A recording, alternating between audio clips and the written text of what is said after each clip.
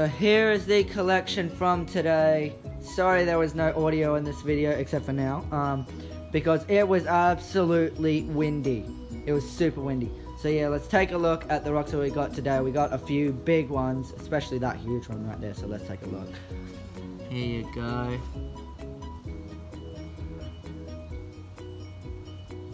Got a nice amount today.